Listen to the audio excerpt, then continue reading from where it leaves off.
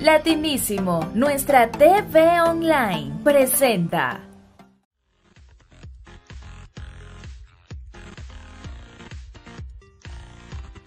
Nota especial.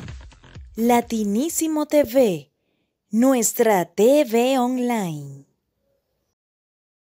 Buenas tardes amigos, estamos conversando para Latinísimo TV y regresamos con nuestro querido Roberto Jung, que nos quedaron temas en el aire cuando hicimos la primera entrega. La gente nos ha preguntado, llamaron a la productora del programa, nos han avisado que quedaron como muy interesados en el tema que estuvimos hablando, así que bueno, con mucho placer bueno, vamos a continuar nuestro tema.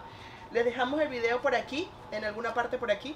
Cliquen y vean la primera parte de la entrega del video. Para los que no han visto, pues les presento a Roberto Jung, que es abogado y profesor en la Universidad Católica en Venezuela, y quien está ahora también como profesor invitado en la Fundación Maison des Sciences de l'Homme, en la Maison Suger.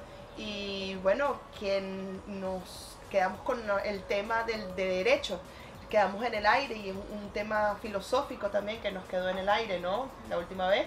Cantado. Lo que te iba a decir era, a mí también me llamaron. Y me dijeron, ¿por qué quedó tan corto eso así? Bueno, porque resulta que los tiempos son cortos en esto y vamos a aprovechar el tiempo para hablar cosas. Esta vez sí vamos a aprovechar el tiempo. Vamos a retomar lo que habíamos hablado. Quedamos en nuestro último video sobre la dimensión del derecho fundamental. Quedamos en el aire con la cuestión de derechos humanos y por último con una cuestión un poco más profunda, un poco más filosófica, que era la noción de libertad. Resulta que cuando la gente habla de la idea de derecho, nos viene a la mente, bueno, que hay una ley, algo escrito, usted tiene que hacer esto, y si no, o va preso, o le cobramos un dinero, etc.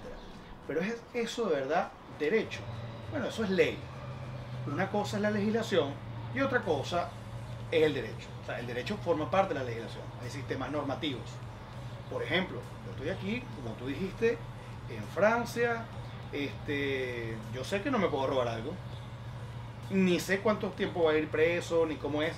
Yo no lo hago porque yo tengo en mi sistema normativo, en mi sistema de creencias, de que no debo robar. Y así ocurre en muchos lugares. O sea, hay, digamos, sistemas normativos que coinciden. No matar tiene un mandamiento, digamos, religioso, pero también jurídico. Y eso ocurre en muchísimas cosas. Y nos olvidamos, por ejemplo, de el contrato. Ah, no, si no está en la ley, no lo podemos poner en el contrato. Wow.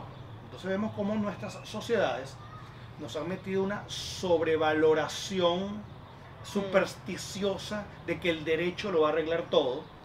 Y el problema es que, como dicen que la norma máxima es la Constitución, vemos que en materia política todo el mundo te vende una oferta de, digamos, de cambiar las constituciones y eso va a arreglar todo.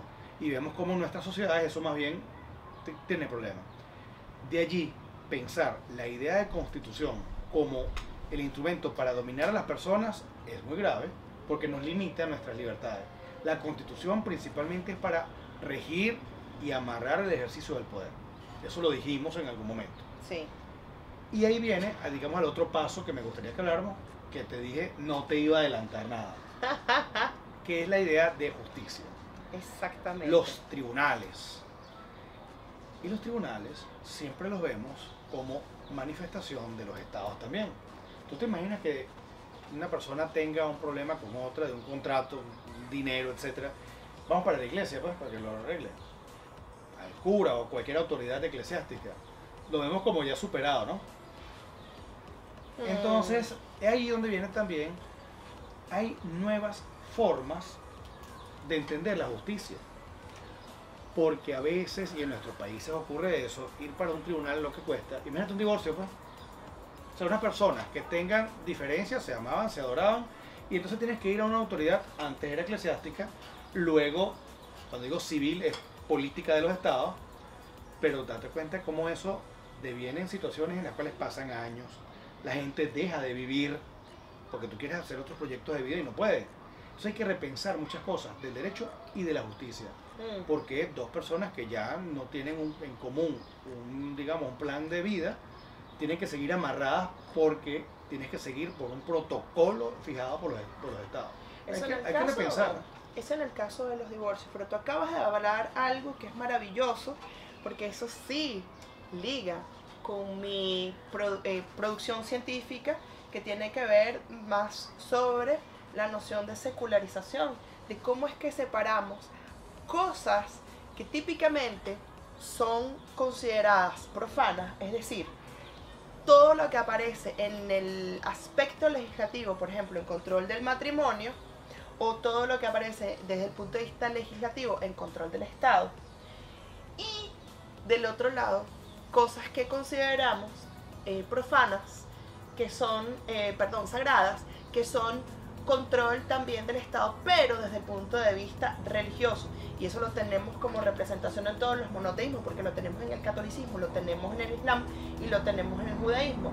Entonces, aquí me gustaría invitar a un autor que ambos conocemos, que es el señor Alexis de Tocqueville. Alexis de Tocqueville creo que es uno de los autores que nos permite ver, nos permite pensar, uno de estos autores, este tipo de autores clásicos en ciencias políticas, como lo es Alexis de Tocqueville, y sobre todo en su libro La democracia en América, nos permite tener esta noción de igualdad, una noción de libertad, que va de alguna forma de la mano para poder construir una democracia. Yo te voy a responder utilizando, digamos, el contexto de Alexis de Tocqueville. ¿En qué sentido? Uno, él viaja a los Estados Unidos de Norteamérica, creo que fue en 1830, 35. El hecho es que él describe su obra en dos libros, uno en 35 y uno en el 40. Y ve la idea de derecho y de democracia en el continente americano, específicamente en Estados Unidos de Norteamérica, en contraposición a lo que estaba viviendo y estaba transcurriendo en Francia. Y el hecho es que sí, o sea, tú tienes el Estado y el Estado se ha convertido en un nuevo Dios. Y ahí es donde viene que quiero hablar contigo también otra cosa, la idea de superstición del Estado. O sea, si algo no lo resuelve la razón, entonces le pones una imposición de autoridad. Antes era Dios a través de sus representantes y luego el Estado a través de sus representantes. Entonces, yo quiero irme, ya que me trajiste Alexis de Tocqueville, un poquito más atrás. Nuestro amigo Sieyès, que habla del tercer estado. ¿Y quién era el tercer estado? Aquel que no era ni clero ni la monarquía. Eso está pasando también ahorita. El tercer estado somos nosotros, sociedad civil, global y ahora digital. Porque no importa que estemos en Venezuela, en Francia, en Alemania, somos una sociedad civil. Es más, y esto que estamos viendo, a través de, digamos, comunicaciones, nuevos sistemas normativos son necesarios y nuevos sistemas de resolución de conflictos. Por eso es que la parte también de justicia. Esos son los temas, o el tercer tema que no te respondí ese día, que es lo que estamos analizando. Tenemos fenómenos como las redes sociales, metaverso, criptomonedas, es más, enviar un mensaje de texto puede ser un mensaje de voz, puede ser un video, pero también puede ser dinero. Si tenemos alguna diferencia, ¿quién lo resuelve? El Estado, la Iglesia. Entonces vemos que ya se superó las situaciones de hecho que justificaron ciertas instituciones estatales y esa es la aproximación que yo estoy haciendo. Sí, porque al mismo tiempo, como estamos hablando de momentos históricos también muy diferentes, pero sumamente efervescentes. Y es una imagen que a mí me encanta, porque es como si lanzamos, digamos, un Alka-Seltzer en un vaso de agua.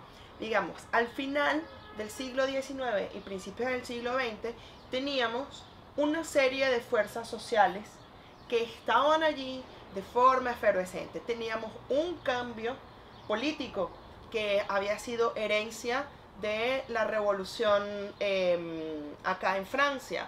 Teníamos un cambio urbanístico que era producto del proceso de industrialización. Como producto de ese mismo proceso de industrialización también tuvimos el nacimiento del socialismo. Tuvimos importancia también en un cambio sobre la cuestión religiosa y una masificación en el proceso de secularización. Tuvimos también el feminismo. O sea, tuvimos en ese momento muchos cambios sociales sumamente profundos. Estamos viviendo una nueva ola de cambios profundos en la sociedad con la llegada de Internet y la revolución que eso implica. Bueno, imagínate entonces secularización 2.0 o secularización 3.0. 3.0. Es más, eso tiene que ver mucho con la transformación digital, porque la gente piensa que la transformación digital es únicamente el uso de artilugios como los teléfonos, el internet, etcétera. No, pero los cambios conductuales, los cambios de intercambio social, los cambios de diferencias que van a surgir y cómo se van a dirimir son los retos que tenemos. Incluso las ideas de la soberanía de los estados, porque ya sabemos que las fronteras que antes eran geográficas ya no existen para muchas cosas. Entonces eso nos obliga a repensar muchas instituciones, eso nos obliga a repensar muchos de quiénes son los agentes, quiénes son los actores, quiénes son las autoridades, y el concepto de autoridad incluso, que siempre ha sido, digamos, subjetiva, porque es o un dios o un estado, porque no la objetivizamos. El problema que tenemos también es un algoritmo, ya sabemos lo que está pasando también, hay sesgos y hay riesgos. Esa es la invitación que yo hago a estudiar el derecho, no de manera ciega, abyecta, de seguir y cumplir de manera, digamos, cuando digo a rajatabla, es sin tener ningún, digamos, fundamento racional. Hay universidades, hay grupos de estudios, hay institutos de investigación que ya entienden el derecho de otra manera. El problema que tenemos es sociedades todavía primitivas. Te digo, a veces tenemos sociedades primitivas que pretenden que la autoridad es mi palabra es la ley y tú la cumples. Bueno, como antropóloga podemos discutir el término de qué significa primitivo.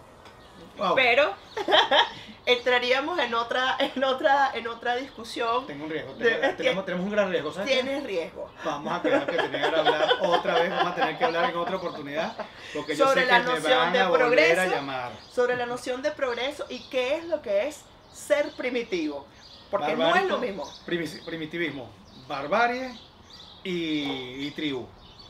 Porque es el punto de vista antropológico y del derecho. Tenemos tela que cortar allí. Okay. Y bueno, y para cerrar, entonces, quería más bien como preguntarte acerca de cómo pudiéramos concluir esta segunda parte de nuestra reunión en términos de lo que para ti implicaría la soberanía. O sea, ¿cómo verías tú el reto de hacer nuevas soberanías y nuevos términos económicos? Lo importante, educación. Y la educación viene en preparar programas multidisciplinarios. No tienes idea de cómo yo he disfrutado conversando contigo, porque yo me imagino que muchos de los amigos que nos van a ver, del lado jurídico, yo estoy hablando de abogados, dirán, ¿qué tiene que ver el derecho con la antropología? O con la sociología, o con la matemática. Entonces yo creo que los nuevos profesionales, ni siquiera los nuevos profesionales, los actuales muchachos que están saliendo, digamos, de los colegios, tienen que abrirse esa ambición y esa hambre de estudiar de manera ya más multidisciplinaria. Derecho tiene que haber materias de antropología, de sociología, de matemática. Yo creo que viene de allí, de repensar cuáles son los programas más abiertos, sí, más prácticos. Eso es lo que yo, digamos, quiero asomar. Pues me parece genial, así que supongo que nos tenemos que ver de nuevo y quedaremos en el próximo capítulo, muchachos. En latinísimo. Nos despedimos entonces en esta hora, lamentablemente, pues también, como saben, el tiempo también apremia, así que desde Machurucuto Producciones les damos las gracias y hasta la próxima. No olviden likear y abonarse al canal. Yo creo que me estás robando la idea porque yo iba a cortarte así, nos vemos en Machurucuto. Hay una playa, hay unos cocos. Nos vemos en Machurucuto. Hasta luego, amigos, muchas gracias. Chao.